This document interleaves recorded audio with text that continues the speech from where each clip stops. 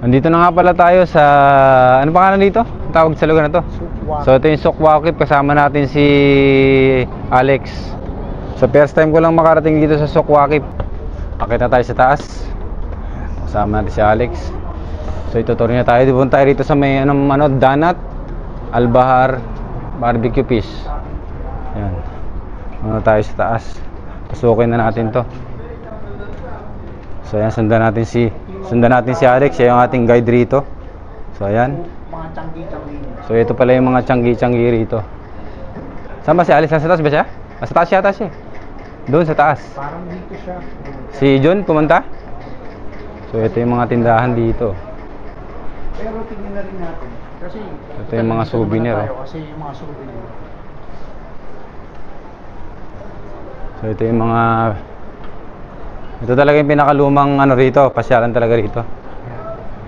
Sa lugar na to. Ito yung pinaka nila. So mata mo rito. May kumakain, mga ganyan. Oh, dito yung mga Ngayong gabi. Saan tayo? Si Junjun. So dito. Sa kabila, wala dito. Hanggang doon nata siya pumunta sa may talaga. So ito yung alama ating rito. Ito yung mga lumang rito. Balik na tayo. Tingnan natin si Alex.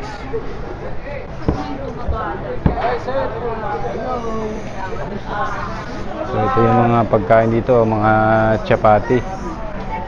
So balik na tayo sa taas.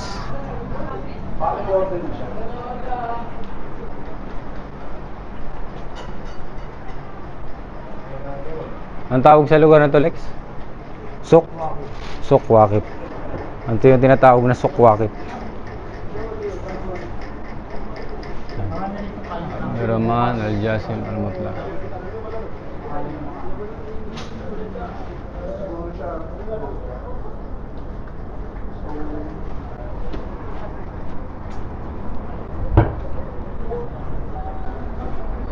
Tara, sundan na natin si Alex. Papasok na tayo sa loob.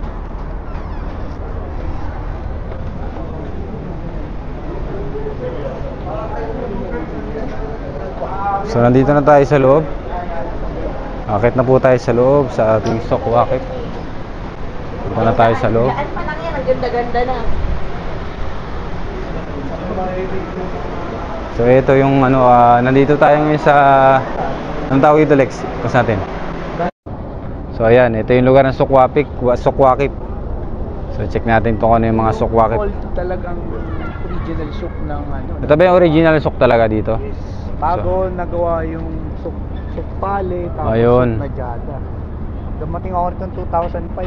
So ito lang talaga yung dating soup. Ito lang talaga ang original na isang Sukwakip yung lugar na to. Kasi ito, So, ayan. known for Ano yan? soup na bilihan ng mga ginto. Ito, bilihan talaga ito ng mga ginto rito. Yan, pagka parang yung museo siya, Oo. pero marami siyang nagbebenta ng gold. So marami nagbibenta ng gold. Kung gusto mo naman talagang kumain, merong mga kainan dito. So ito, kainan mo na dun sa loob. sa loob, dito sa loob. Ito yung mga kainan pala rito yan. Danat Al Barbecue Fish. Ito talaga yung mga primitive style ng mga pamilya ng mga Arabo. Ayun. Dati. Wala sila ibang bibig. So, Yung tala rito. tama, ganito lang yung itsura.